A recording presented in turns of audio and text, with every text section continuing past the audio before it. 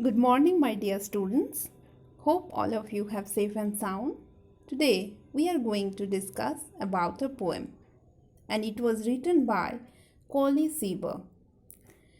Colley Cibber was born in England on 6 November 1671 and died on 11 December 1757. He was an actor, a playwright, and a famous poet. His most famous works are The Careless Husband, Love Last Shift, Richard III, etc. So this is about the poet Colley Cibber. Now let's look at the poem The Blind Boy. Oh, say, what is that thing called light, which I must never enjoy? What are the blessings of the sight? Oh, tell you, poor blind boy. You talk of wondrous things you see. You say the sun shines bright. I feel him warm, but how can he or make it day or night? My day or night myself I make, whenever I sleep or play. And could I ever keep awake, with me it were always day. With heavy sighs I often hear you mourn my hapless soul.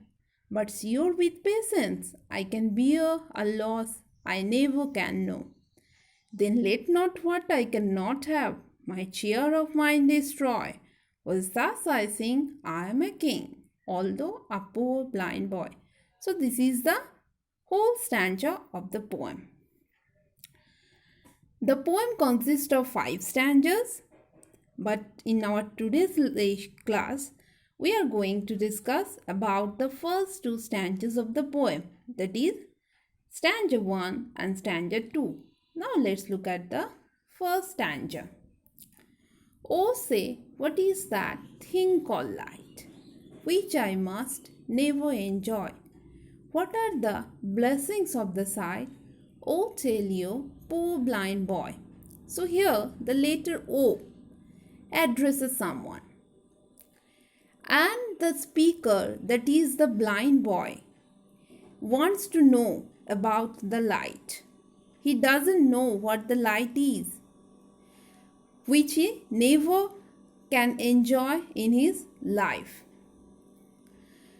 And what are the blessings of the sight?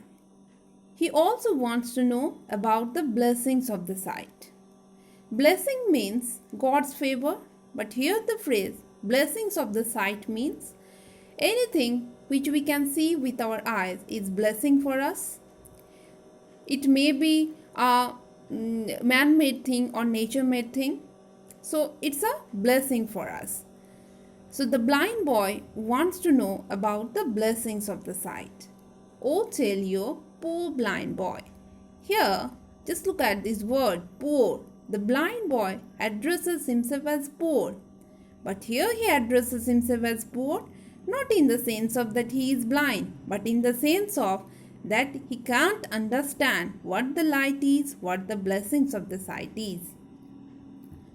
So this is the first stanza. Now look at the second stanza. You talk of wondrous things you see. You say the sun shines bright.